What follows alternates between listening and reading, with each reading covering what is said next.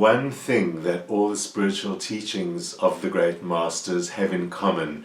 That is the important lesson of attachment and letting go.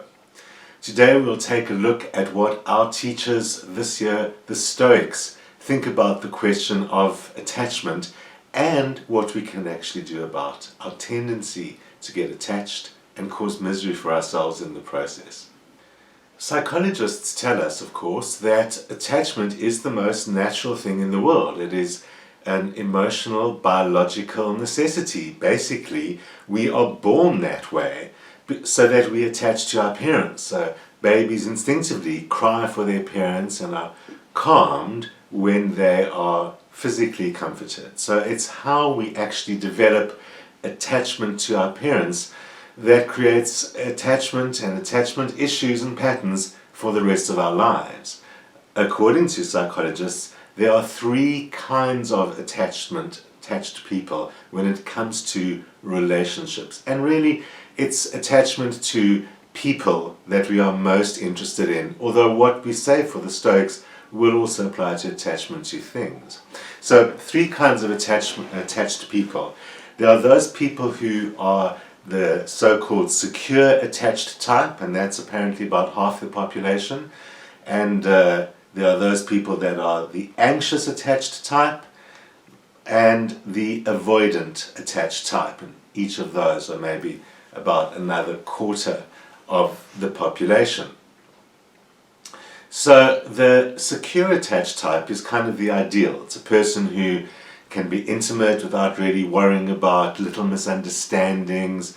You accept the little things about your partner you don't really like, and you continue to treat them with love and respect no matter what. Playing games is really not that style. It's about being direct, sharing, responding, many of the things we think of ideal and normal in a relationship. So you don't take things personally, you're not overreactive, you don't become defensive, you really try and solve problems, forgive, apologize, all of those things that make a relationship thrive. It's good news that about half of us are able to do that. Then we get the anxious attachment type, people who want to be close and are able to be close. But in order to do so, they make sacrifices, they want to please their partner all the time and become very unhappy when their own needs are not being met. So these people are thinking about the relationship all the time, very tuned in to every move the partner makes and worrying about the slightest thing and worrying about something that was negative and might be misunderstood or how you understood something, and then unfortunately often makes it worse by manipulating the partner to get more attention or to get reassurance of some kind, acting out, being emotional, maybe even annoying the partner in the end, provoking in some kind of way. Jealousy is even a symptom of the anxious attached mind. Maybe you recognize yourself there. Or in the avoidant attached mind, still a type, still a significant part of the population. People who tend to avoid closeness or have relationships with people far away or that allow them to maintain a lot of freedom and independence and mostly to delay commitment. And then these types of people, once they are attached, they'll often create a mental distance. There are things that are not quite right about this relationship, I don't know, or focusing on individual flaws and saying, it's not like a relationship I had in the past, and those kind of things are ways to actually not become too involved. So these kind of people are really over concerned about their partners trying to control them or limit their freedom in any kind of way, and might also you might even dismiss your partner's feelings about things, and often, of course, get the complaint that you are distant and you're not open, or you're keeping feelings secret, or you're keeping secrets and just not sharing feelings. And often it will seem to you as if your partner seems needy, but actually that neediness even makes you feel strong and self-sufficient. You don't care if the relationship's going to end or threatened, or you don't think that anything that changes in the relationship will worry you. All of those kind of things are symptoms of the avoidance of attachment type of person. Of course, some of us are different things at different times, and we probably play out some of those patterns at different times, but I'm sure you recognized yourself in there in the process anyway. And of course, it's nothing new. The ancients recognized that we attach very easily, and that our attachment to other people is one of the greatest sources of pain and misery in our lives. The Stoics, of course, being the Stoics, are also going to offer some solutions to the problem of attachment. And it must be said at the outset, like many things that come from great philosophers and great teachers, it's not always as perfectly palatable an idea as something simple and easy and just do this. Because the philosophers ask us to confront ourselves. They're continuously asking us to ask ourselves the question, what does it mean to be human? And more importantly, they are asking us to be honest about being human. The Stoic understanding of attachment and the solution to attachment is to look the human condition firmly in the eye and be honest with it. So what I'm talking about today primarily comes from Epictetus. He starts off his dialogue by saying, often, and I'm paraphrasing of course because he doesn't speak in this modern way, often our worries about attachment are really about the other person being attached to us. I can't leave my partner because he or she heavily depends on me, or I can't go and live in another city because my parent heavily depends on me or someone else does. And we kind of paint ourselves as fine, but somehow encumbered by the other person. Epictetus tells us that if you stay in a relationship because you don't want to hurt another person, you're allowing their problems and their unresolved emotional issues to become your evil. Basically, we must be responsible for our own issues. So if anyone suffers misfortune, he says, it's their own fault, because everyone has the resources within themselves to enjoy happiness and peace of mind. It's their compulsions which are interfering with your happiness and your peace of mind.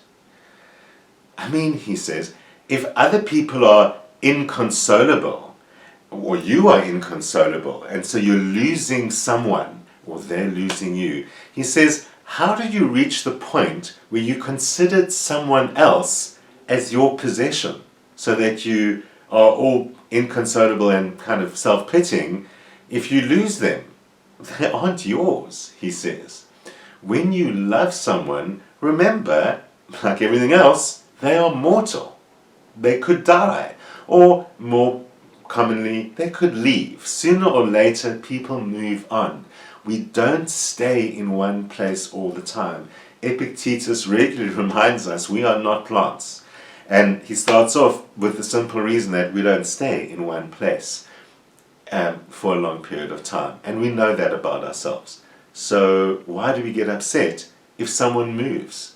It seems to be normal. Why are we getting upset for what's normal? He says, don't take delight in pleasure as if it would last forever. Life experience proves that it doesn't. People move on, things change, and things end.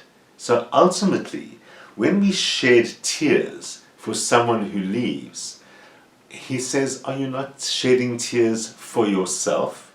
In fact, even when we shed tears for someone who dies, do we not shed tears for ourselves? Is it not we who experience loss when someone leaves or dies? And so we shed tears for ourselves. And we shed tears for ourselves because we have lost someone. We all use that phrase, I lost my friend. I lost my loved one. And Epictetus will pick on that word my and say, was that person ever actually yours? How do you lose something that isn't actually yours? I mean, Epictetus goes on to say how birds cross the sea without groaning and yearning for their former home. And he says, is that because they're not rational creatures? Because that's what the argument people will give. It says, and people give that argument about animals suffering and animals experiencing grief. They say, oh, it's because they're not rational creatures that they don't experience those things. They don't experience grief because they don't think about what they've lost, and they don't experience pain and yearning because they're not thinkers. But Epictetus says, well, then what you're saying is that the reason we do is because we think. And does that mean that the function of the rational mind and the value of the rational mind is to make us miserable? Is reason for the purposes of emotion and misery? Doesn't quite make sense. We cannot be happy and yearn for things that are not at hand. Happiness and yearning do not go together, says Epictetus, as evidenced by that whale or anyone who is yearning for something that is not there. You are making yourself unhappy, especially since, as we know, people move around, and he says people are not trees that all stay in one place. So if you're unhappy that someone is not there, you're expecting them kind of to be like a little bit of a tree. And of course, if you're yearning for a person and feeling grief at not seeing them, you're also yearning for something which is not yours, since we've established that people are not ours. He says if you mourn and want, if you want a person, if you yearn for a person, and a person is not yours, he says, is that then any difference to desire and greed, those other emotions which distract us and remove us from our spiritual paths?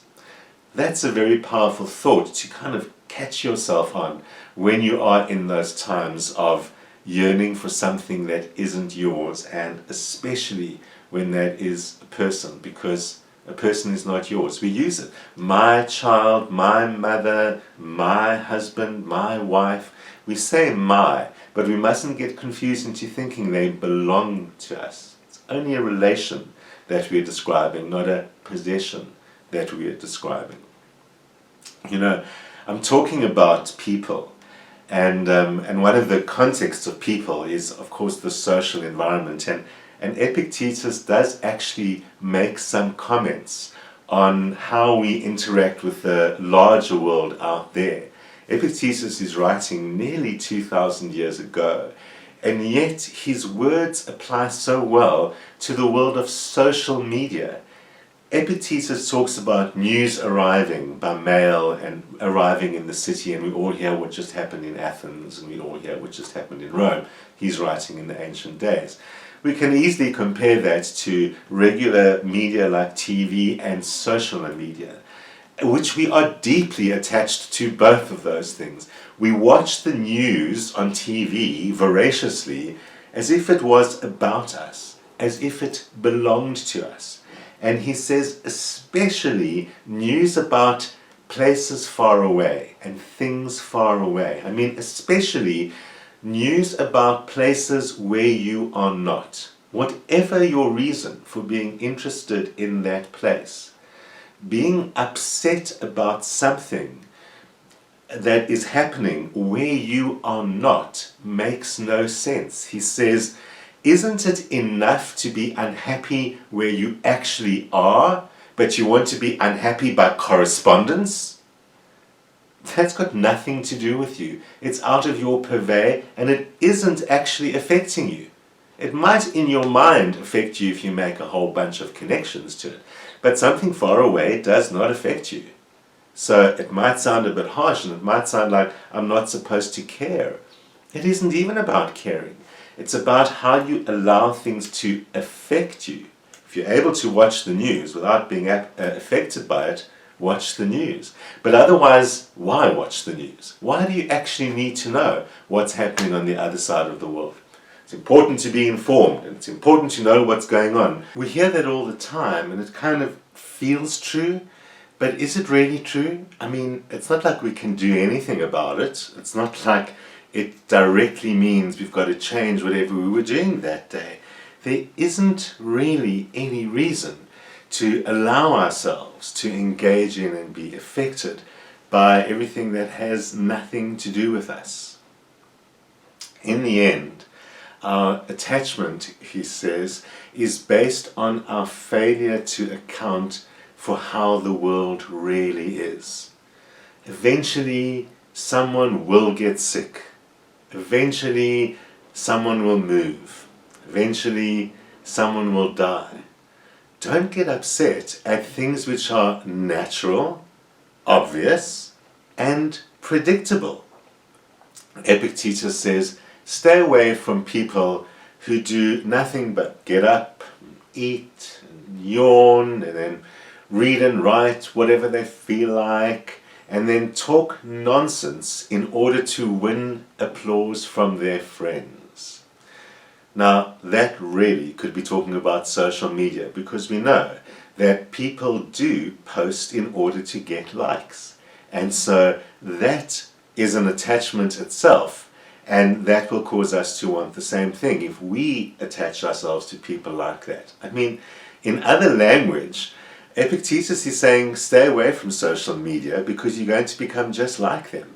If you get caught into that trap of posting in order to get likes and in order to air your opinions because it gets a reaction and all of that, you're getting sucked into it and you're going to become just like those people who live in order to create reactions and achieve their desires in that way. He says, someone who is virtuous and good never acts for the sake of appearances, but only for the sake of having acted rightly.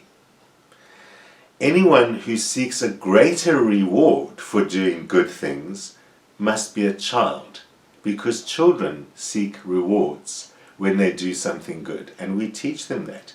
We reward them. We give them gold stars and cookies and other kinds of rewards. Even sadly, love is very often given as a reward. If you do that, you get a snuggle and a cuddle and a kiss. So it's only children who do things for rewards, and as I've said, even that's a little bit dubious. But other than that, we should do things for the reward of having done or acted rightly. So, he says, never become dependent on other people, and never become self-abasing to another person. Never lower yourself and excessively humble yourself to another person. Don't put yourself in situations where you depend on others. Depend on their approval or depend on anything else from them. Depend on yourself.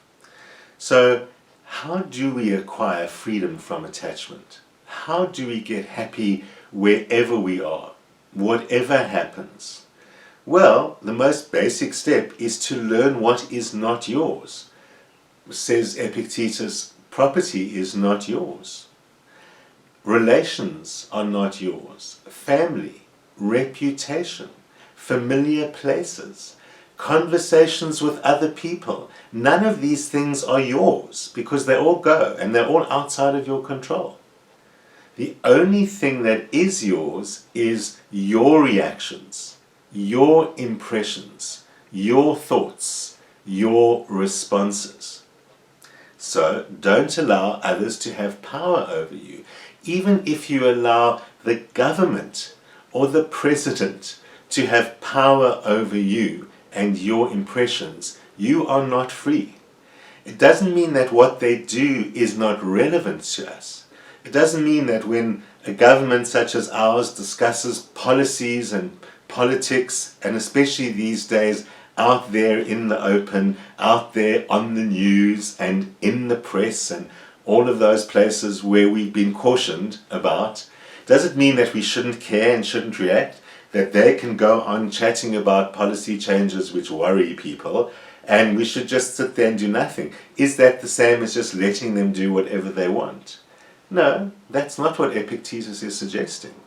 Epictetus is saying that if you sit there reading the news or social media or seeing it, whatever, and get upset and angry and scream and shout and make changes to something that you're doing and all of those kind of things, you are in reaction to other people. You are in effect of them and you are allowing them to control you.